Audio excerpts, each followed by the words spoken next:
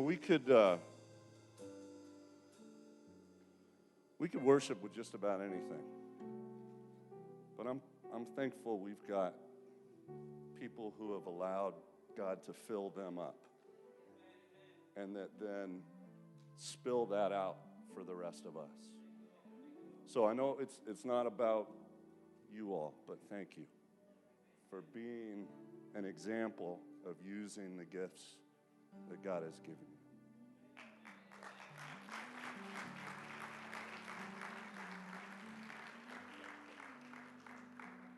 Because as it happens, that's what we're talking about today. Jesus, would you fill us up? Would your words be what people hear today? Would I just be a mouthpiece? We ask that you would clear out the things that would keep us from hearing from you, that we would be attentive to your encouragement, your conviction, your truth, your love in your word today. We look forward to hearing what you have for us, and we thank you for being here with us. Amen. Amen.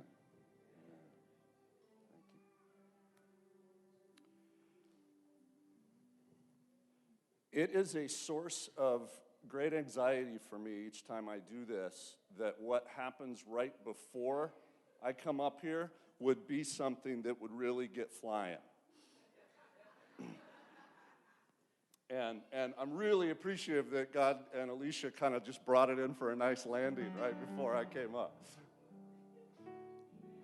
Because I've just watched it happen. If it's really moving and I walk up, I can't do like Pastor Alex. He can grab it and go. Take it to a whole different level. And it brings him great joy knowing that is my anxiety. Lexi knows this. We had lunch earlier this week, and he was having a good time with that. Pastor's out in L.A. this weekend, celebrating a church anniversary with some friends of ours. And so I was out there celebrating with them, and having a chance to bless them and to be thankful for what God's doing out there. He and I met earlier this week, talked a little bit about kind of where we wanted this whole be a part of something big and eternal to go.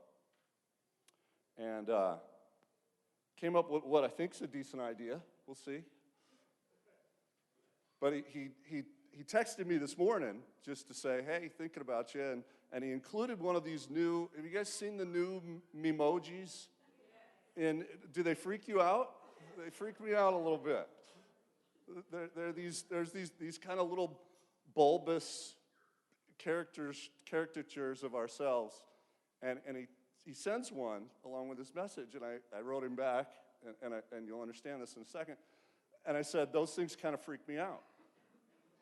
What's Alex going to do when you tell him those things freak you out? He didn't just, he only sent one more. I'll give him credit for this. He sent one, but it was animated. I had no idea you could do this. Technology is a dangerous thing in the wrong hands. But apparently there is an app where you can record yourself, and then it creates your little memoji cartoon. Right? It's like he winked at me, and he stuck his tongue out at me, and it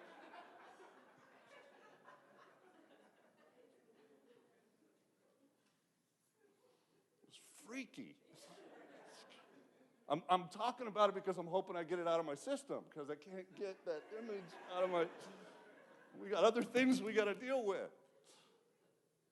No, but all that is to say, Pastor Alex wishes he could be here. If nothing else than to make fun of me. And is off celebrating with some friends of ours. Have you ever tried to relearn the correct lyrics to a song that you've been singing wrong for a long time? Right? They actually did a survey of this a few years ago. And obviously, the songs I'm going to name, indicate who the people were that were answering this survey. But number one on the list was is it Jefferson Airplane? We built this city on rock and roll. Built this city on rock and roll. Right? You know what people thought it was? We built this city on sausage rolls.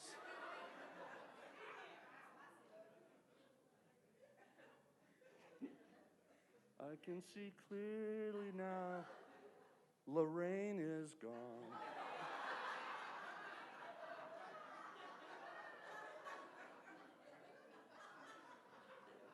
I don't know who Lorraine is. We're going to try and do that today. I think we're going to look at a passage today that we've been singing wrong. Okay, we've got the lyrics just slightly off, and it makes a difference. And so it's going to be a little bit tough because you think it's going one place. And I'm going to invite you to think about it going a different place. Okay? Can you run with me on that? So wherever you're tempted to go, stop. That's sausage rolls.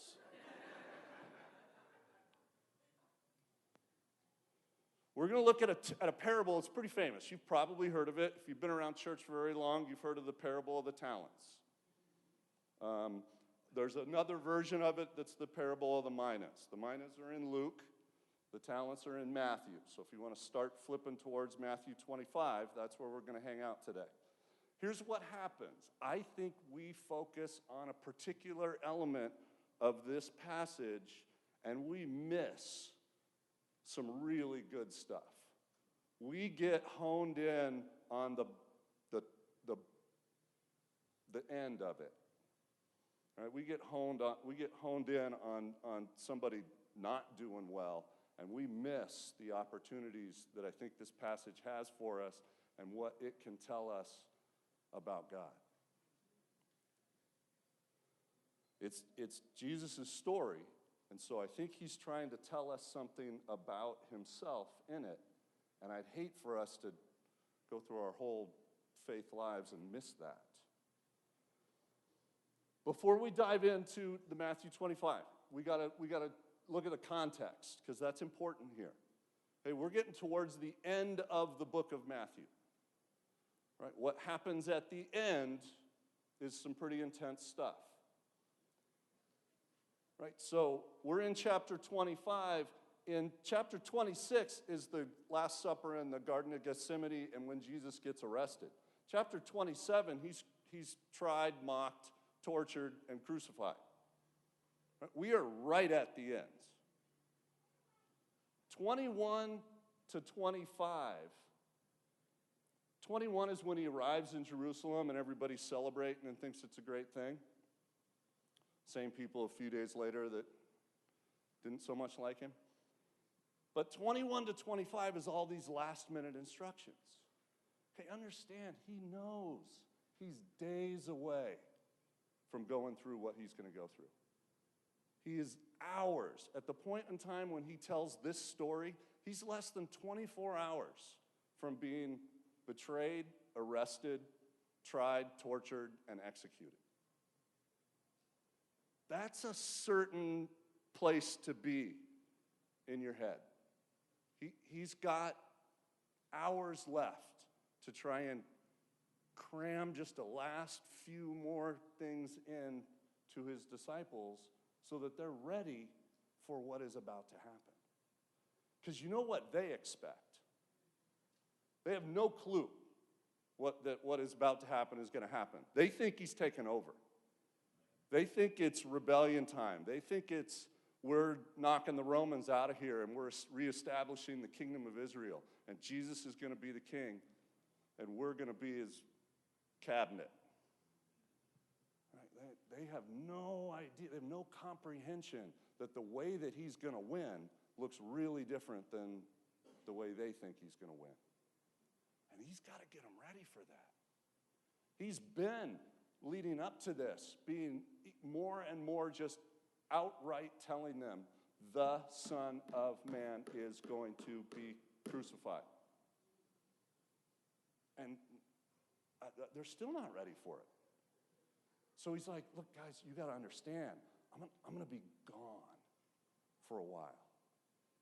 And I need you to be ready for that and know what you need to be doing while I'm gone because, spoiler alert, I'm coming back.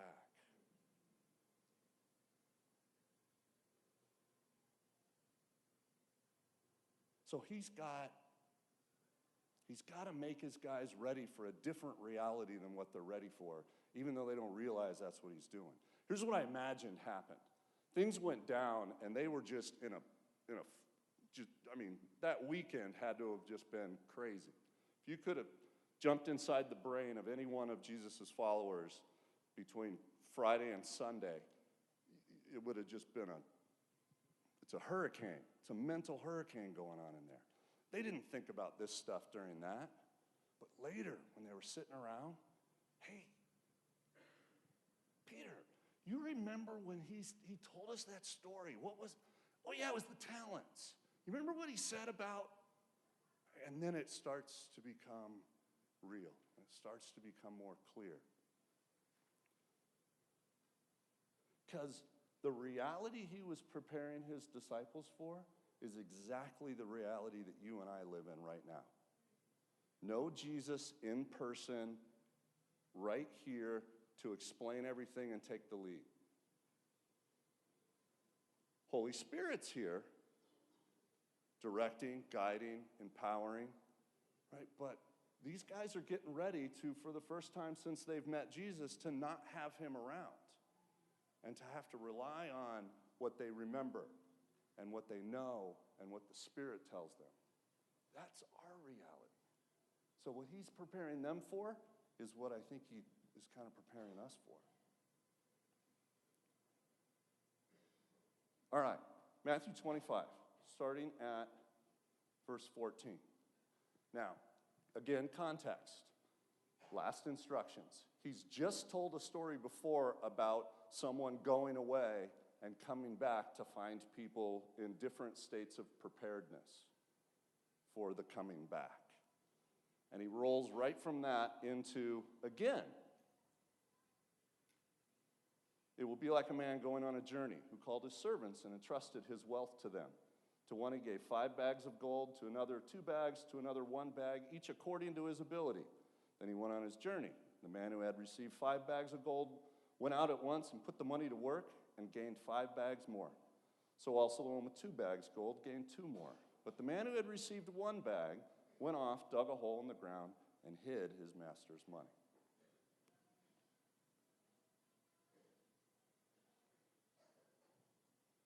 Here's what we can tell about this guy based on what we've read so far. 1, it would appear that he's fairly wealthy.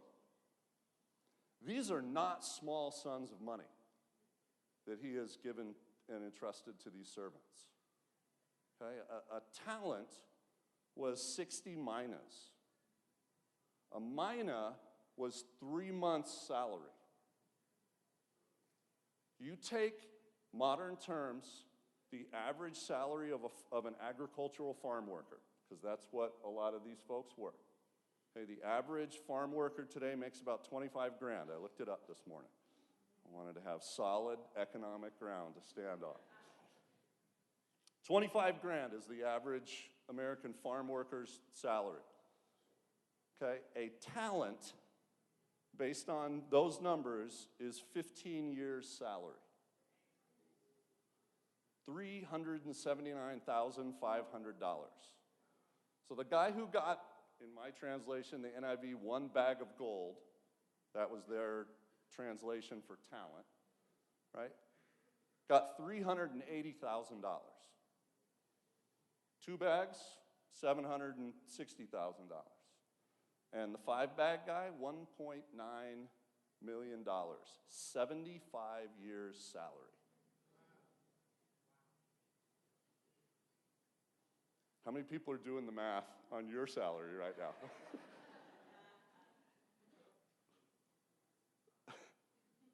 So we know he's He's wealthy. That's a pile of money to be handed over to servants while you go away. Right, here's my question. What would you do? Somebody hands you $380,000. Says, I'm going to be gone for a while. Take care of this. What would you do? Right? What if you got $1.9 million? Go ahead. Put this to work. I'll be back in a little bit. We'll talk about it then. Right? Start thinking about what would you do? What else we know about this master? He's willing to take risks. Those are not small amounts of money. And if we go with a literal kind of reading of Jesus' words as he says this, called his servants and entrusted his wealth to them. Didn't say some of his wealth. Said entrusted his wealth. That might have been all of it. I don't know. Not important. It's still a lot. He's still willing to risk it for some pretty cool things, I think. We also know that he knows his servants. I think a line in here that we just fly over, I know I have for most of my life. Gave one 5, to another 2, and another 1, each according to his ability. He knew what he could give them. He knew what was going to be a stretch assignment. He knew what was going to be non-overwhelming. He's like, you know what? I think he can handle 75 years worth of salary. I'm going to do it. This guy's maybe not quite there, so I still want him to be a part of this. I still want him to go for it. But I'm not going to give this guy who's not ready for 75 years salary, 75 years salary. Right? That'd be unfair. He knows his servants. He's wealthy. He's willing to take risks. He knows the people who work for him and treats them accordingly.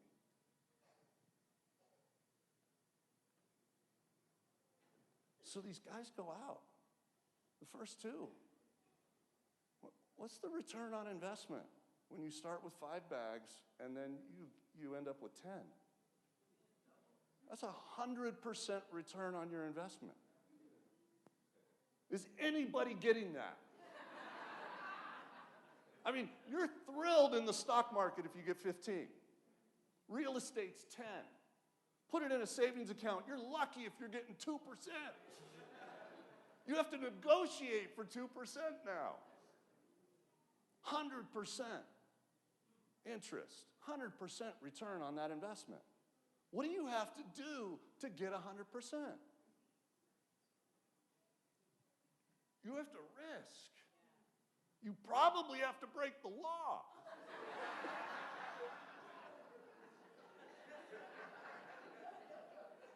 I mean, I don't even know if dealing drugs would get you this kind of return. Maybe. Depends how much you cut it.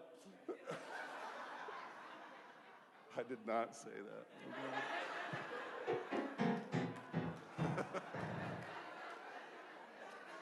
That's it. Enjoy this sermon because it's my last.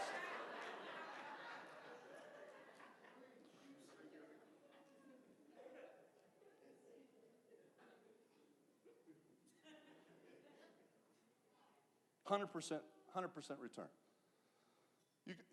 You're not going to get that unless you are running into risking losing something. But here's the interesting thing. That's not in Jesus' story. There's nobody in Jesus' story that goes for it and loses.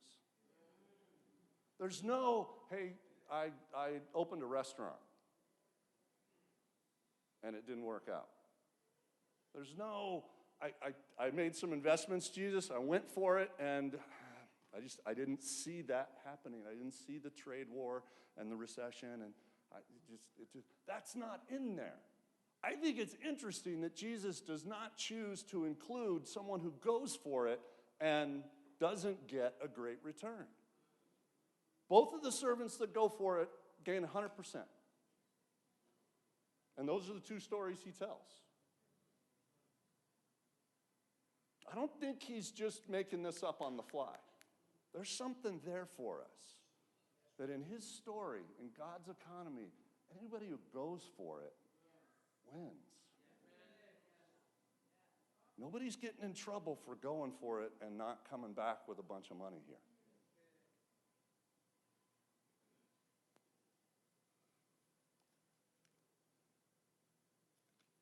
Watch. Verse 19. After a long time, the master of those servants returned, settled accounts with them. The man who had received 5 bags gold brought the other 5, said, Master, you entrusted me with 5 bags of gold. See, I gained 5 more. He has a wheelbarrow full of gold. You can't carry 10 bags of gold at the weight that we're talking about here in your hands. He rolls up with a wheelbarrow. Here you go. This is what I got. Master replied, well done, good and faithful servant. You've been faithful with a few things. I'll put you in charge of many things. Come and share in your master's happiness. The man with 2 bags of gold also came. Master, he said, you entrusted me with 2 bags. See, here I've gained 2 more. His master replied, well done, good and faithful servant. You've been faithful with a few things. I'll put you in charge of many things. Come and share in your master's happiness. I was trying to think. I must have looked through 8 different Bible translations to see if anybody else used something other than good and faithful servant.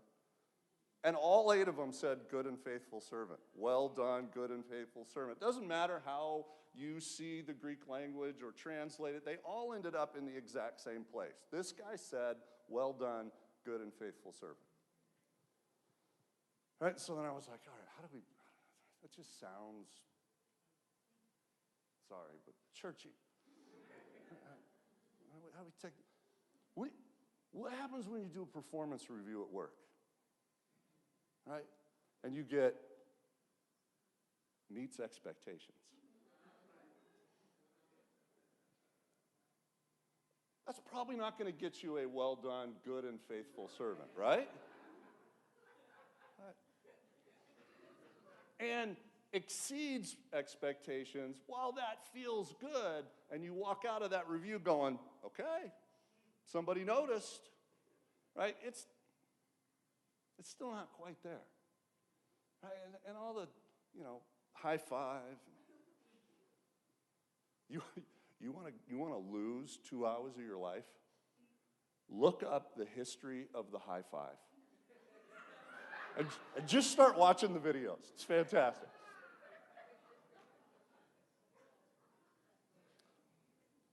I mean, it's not just, hey, nice job. It's, wow, that was impressive. Here's an instant promotion. Instant promotion. You have been faithful in a few things. I will put you in charge of many things. These 2 just became the COO and the CFO of this guy's empire. He just, nice work, guys. Here's your new corner office. Right on the spot. Nobody knew he was interviewing. This whole thing. Take this money while I'm gone and do something with it. Whole time, he knew what he was doing. He was interviewing for partners.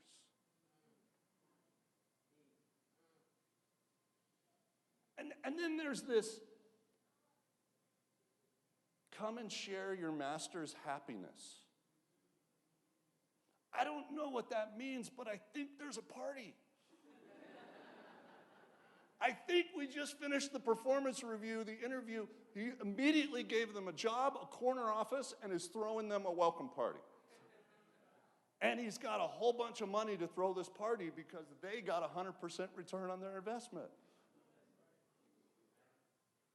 I want to share in this happiness. This is going to be good.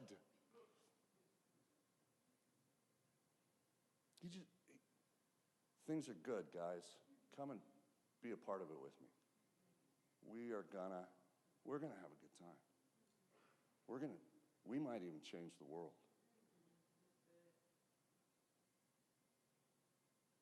So at this point, how would you describe this guy? How would you describe the master? Right? I mean, we can't get around the fact that he was wealthy, and a lot of us think of wealthy and we immediately go, jerk. Right? But, I mean, he's got some money. But he seems pretty willing to risk. Seems pretty free with that. He knows his employees individually. He seems pretty shrewd. What better way to interview for possible partners than to see how they perform? Seems pretty generous to me. Right? I mean, I don't care how risky you want to be. You don't just hand 75 years worth of salary to one of your servants and say, go to work. Right? You certainly don't, when he comes back, then say, nice job. Come on, I'm going to put you in charge of even more. You were good with that. You ought to see what I got for you now. This is going to be great. Okay, there's a level of generosity, and I think that shows up even more a little bit later because we get a little tidbit of information. But there's some generosity there. I don't know about you. I wouldn't mind working for this guy. Seems like a pretty good dude. Not to everybody. Okay, now we're getting to the part where you sing the song wrong. Because this is what you focus on.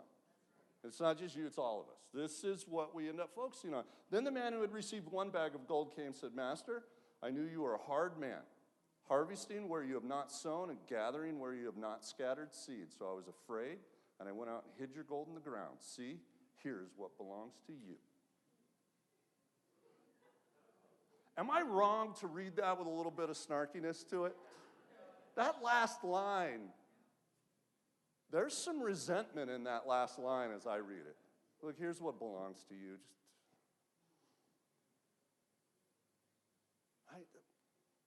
Who is this guy working for? I don't recognize the man that this third servant is describing. I knew you were hard, harvesting where you have not sown, gathering where you have. That's greedy. That's unfair. That's manipulative. That's using people for his own gain. I don't recognize that guy from what I'm seeing in his interactions with these other 2 servants. This guy's afraid and a little bit resentful. And that determines how he acted. Our view of who we're working for is going to determine how we respond and how we act and the choices we make.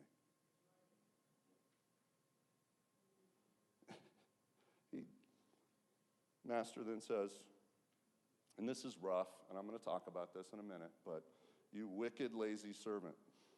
So you knew that I harvest where I have not sown and gather where I have not scattered seed. Well, then you should have put my money on deposit with the bankers so that when I return, I would have at least received 2%.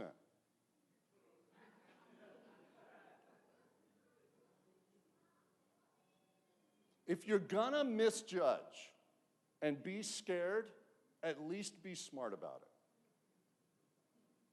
You're going to miss who this guy is. Look, at least be smart about it and get the minimum.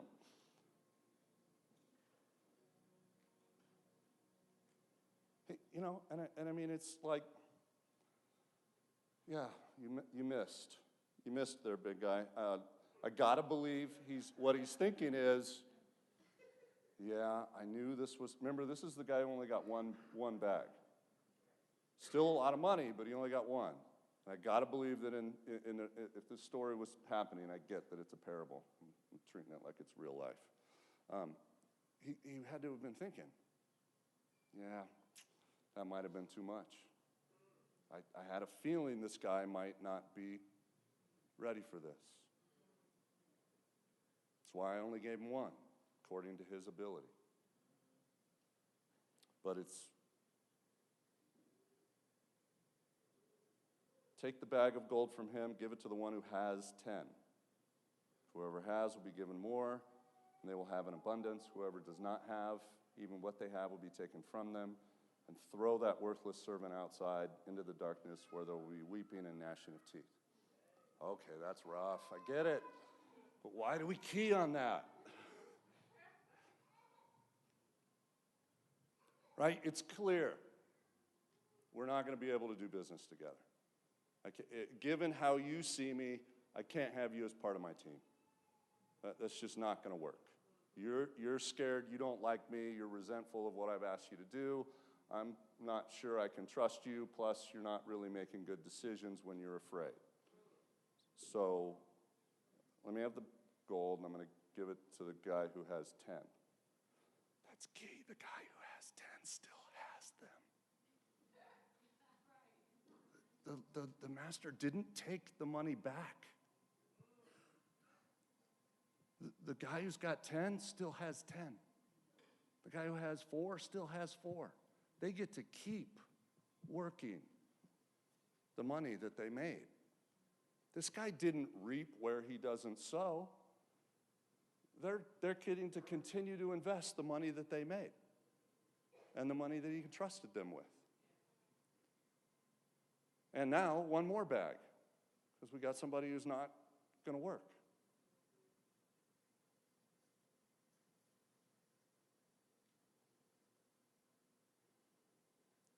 By my reading, the master did not a single one of the things that this third servant knew that he would do.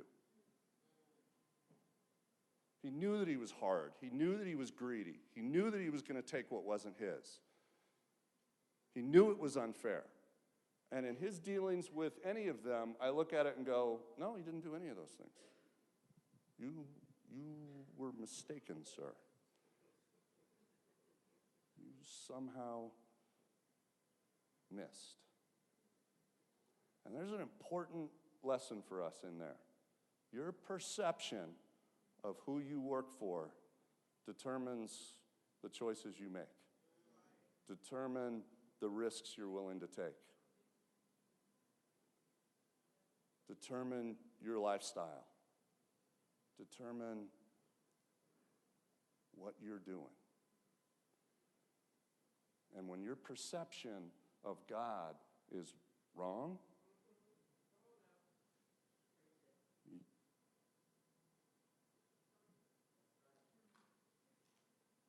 you get what I'm saying, right?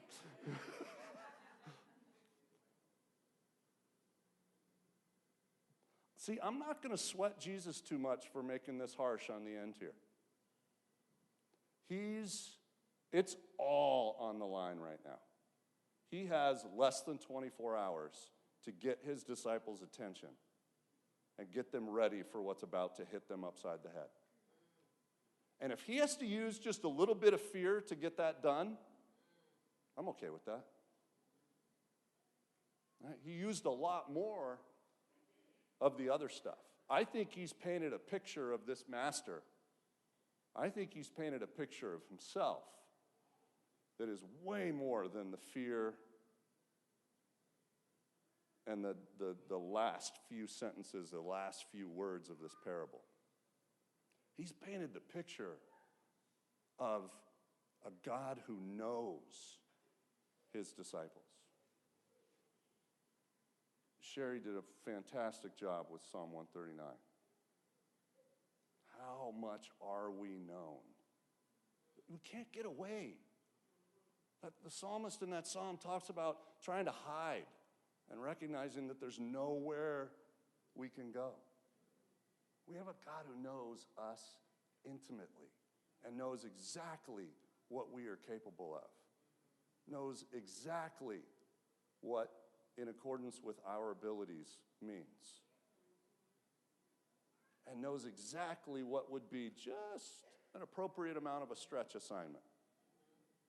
versus overwhelming or so easy it's boring or any of the other ways that you can mess that up.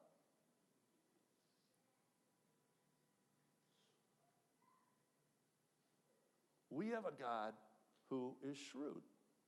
He's smart, right? He wants partners. Does he need partners? No. Could do it all by himself, right? If he wanted the whole world to know him, boom, show up in the sky. You know, he doesn't need us. Certainly doesn't need me. But he wants partners. And he gives us these little stretch assignments to develop us as partners. He's going to entrust you and invite you to do something. Hey, be an usher. Be a greeter. Join the kids' ministry. Teach a kids' class. Right? None of those are like world-beating, huge 75 years worth of salary type assignments. And you go and you do that, and you learn something about yourself, and you develop, and you build a little bit of trust, and you go, hey, that worked. And he goes, okay, here's the next one for you. Come on. You've been faithful with a little. How about a little bit more? Come and share in the joy of your master. Let's go change the world together. That's what he's after. He knows us. He knows what we can do. He knows what he's entrusted us with, what he's gifted us with. He knows exactly what we can handle. He wants us to partner with him, despite the fact that he doesn't need it. Because it's better when we do it together. It's even better for God when we do it together. He's willing to risk it. He's willing to let fallible, ignorant, sinful people be the ones that he entrusts with some really important stuff.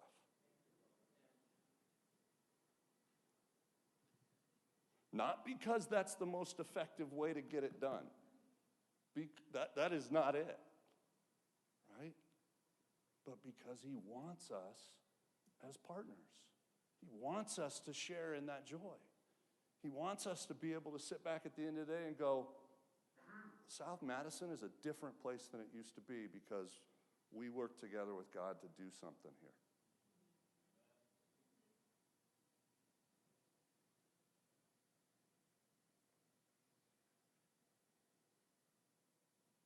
Here's the great thing about it is you're never done. Right? Because he knows you and because he stays connected, because he's aware of, all right, how we do there, what we do there, right? The next assignment is going to be the appropriate stretch. It's going to be the appropriate invitation. In the end, he's got a whole bunch of partners. When Pastor Alex feels like God has said the theme for Oktoberfest is be a part of something big and eternal, right? It's God's big and God's eternal. And there's invitations galore for us to just partner in it. And it starts with doing something with what we've been entrusted. Right? Remember? Nobody who tried failed. The only person in this story that failed was the person who didn't try. And that person is the one who meets the less positive version of the master. Right? So we historically, we read this story and we key on that. And we're like, oh my gosh, I don't want to be caught not investing. I don't want to get caught being afraid. Right? We think God's out to catch us. He's not. He's out to invite us to be partners with him. He's not out to get you.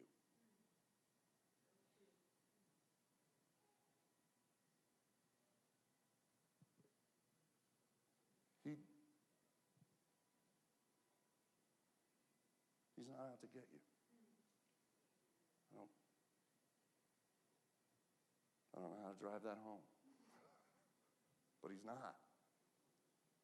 So stop singing, "We built this city on sausage rolls."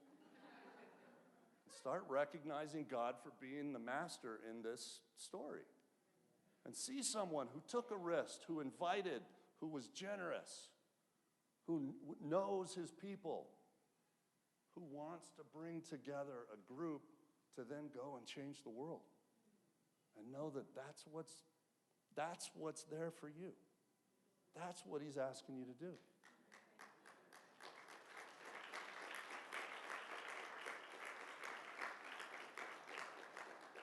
There's a whole bunch of single bag investments out on the tables. Be part of the ushers, the greeters, help Steve drive the van, sign up to help with children's church. Those are all single bag, entry-level investments in this partnership. Right? For some of you, just showing up this morning was saying yes to a single bag investment. Nice job. Well done, good and faithful servant. Enter into the joy of your master. Right? Here's your next assignment.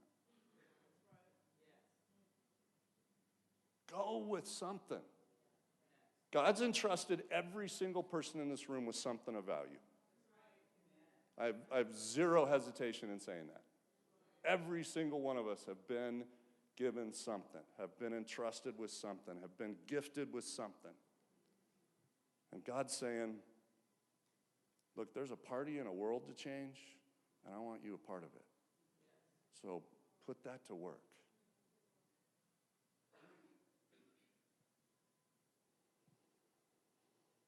Pray with me. Jesus, sometimes we're lousy partners, and we focus on elements of you that just aren't true. They aren't right. They aren't accurate. And that makes us more afraid than we should be. And we're sorry for that. Would you reteach us how to see you? Would you give us the right picture of you and your invitation to use the gifts and the abilities and the talents and the time and the resources that you've entrusted us with? We're thankful that for some reason you want to partner with us. You want us a part of your work. And we look forward to the ways that we get to join in that. Thank you for that.